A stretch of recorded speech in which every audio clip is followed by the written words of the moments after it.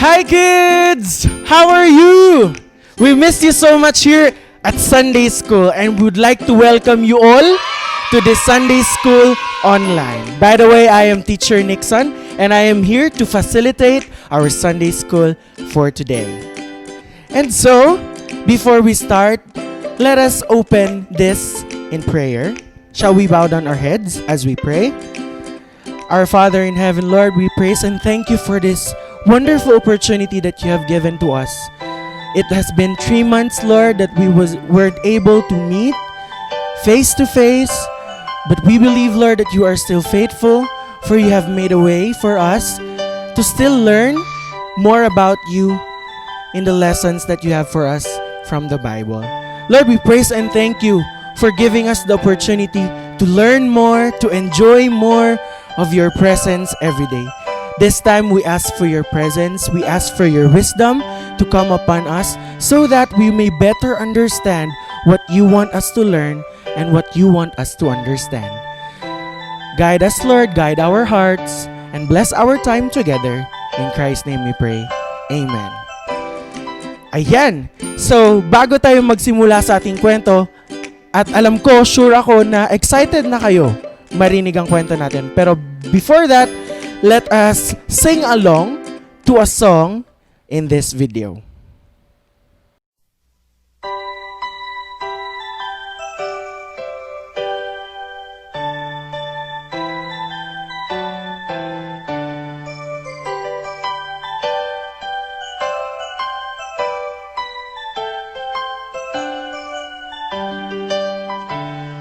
Jesus loves the little children, all the children of the world.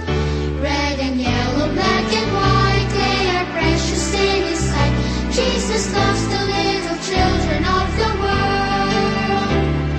Jesus loves the little children, all the children of the world. Red and yellow, black and white, they are precious in His sight. Jesus loves the little children of the world. Jesus loves the little children, all the children of the world. Red and yellow, black and white, they are precious in His sight. Jesus loves the little children of the world. Jesus loves the little children, all the children of the world. Red and yellow, black and white, they are precious in His sight. Jesus loves the little children of the world. Ayun! I'm sure you like the song. The song says, Jesus loves the little children. The song says, brown and yellow, black and white, all of this are precious in His sight. What does that mean? Look at your skin. Look at your, the color of your hair, your eyes. Touch your nose. You can touch your nose. And if you have your companions with you, you can also describe what their skin color or how do they look like. You know what, kids? There's a story in the Bible that there was a man who loves children so much. Do you want to know who's that man? I want to show you a picture here. Do you recognize this picture? Yes, you're right. Because we are going to talk about the story of Jesus, of how He let the children come to Him for Him to bless them, to hug them, and to love them. So are you ready? So our story is found in Matthew 19:13 to 15. Do you have your Bibles with you? Again, Matthew 19:13 to 15. So the story started one day.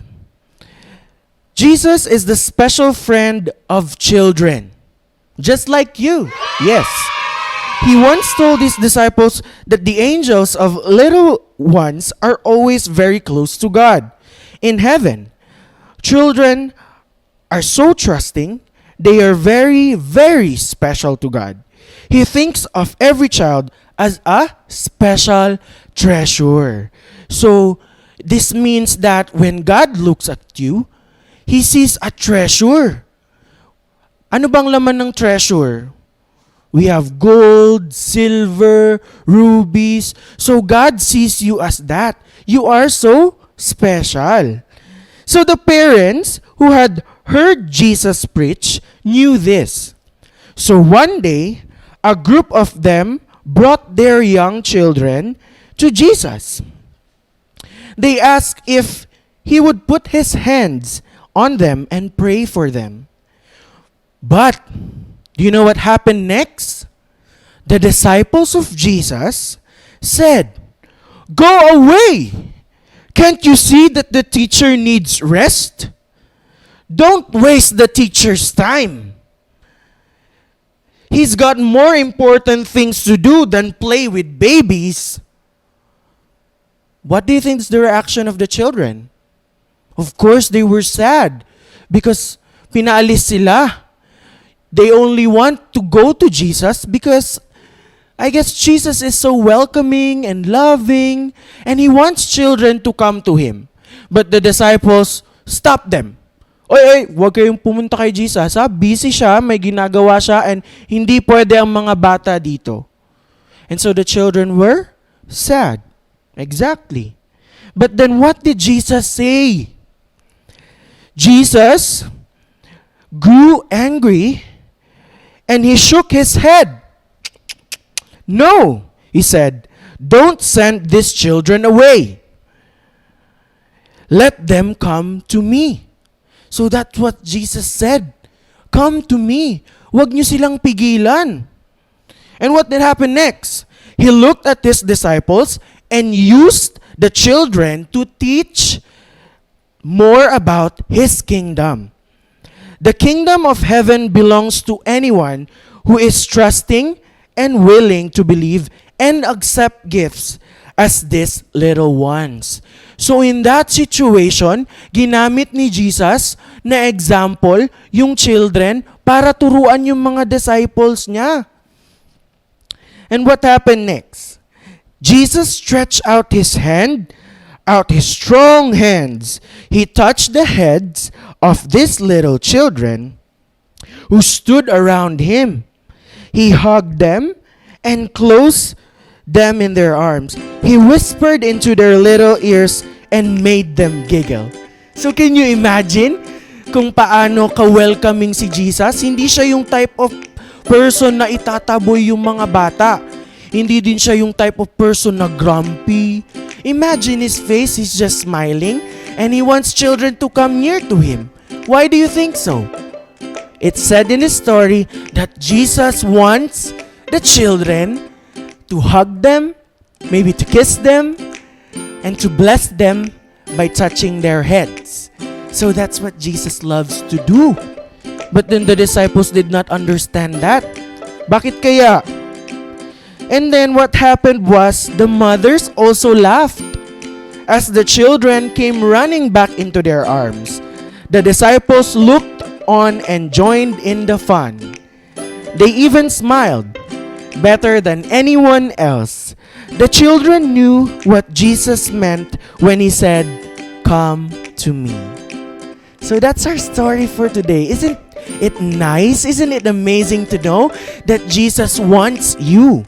So the next time you think that maybe Jesus doesn't want me, that's a wrong thing to think. Because the truth is, the story tells us that Jesus wants you, whatever the color of your skin, whatever the color of your hair, how big you are, or gaano ka kapayat. Jesus really, really, really would love to hug and welcome you into His arms. So that's the Jesus that we know. So this time, I would like to invite you to prayer. As we commit to Jesus, the things that we believe na hindi naman pala tama, the things that we believe na akala natin Jesus would not welcome us, would not love us. So let's ask for forgiveness for the times that we thought na hindi tayo love ni Jesus, because the story tells us that Jesus loves the little children. Ayos ba? Yun. So, shall we bow down our heads for prayer?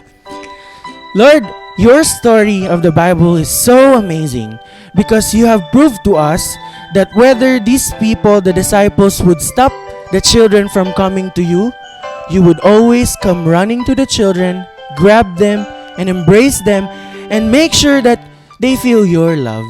And thank you, Lord, for even today we can still feel that warm hug, that loving presence. And Lord, we would like to thank you, Panginoon, for giving us this lesson that you are close to the children and the kingdom of God are for those people who would accept you as these little children. May it be a lesson also for us, Lord, to always treat the children right and always love the children as you have loved them. We thank you, Lord, for your presence, for your love. During this quarantine, you have kept your children in your arms, safe and healthy. And I pray and I believe that you are going to do more things, more than we can imagine and more than we can expect. This we ask and pray in the mighty name of Jesus. Amen and amen. So, na-miss nyo ba yung mga crafts natin? Meron tayong mga worksheets na i-upload sa ating FB page. So the parents can download the pictures that is readily available in Facebook. And once it's printed, you can answer those answer sheets. And for younger kids, you can color the coloring materials.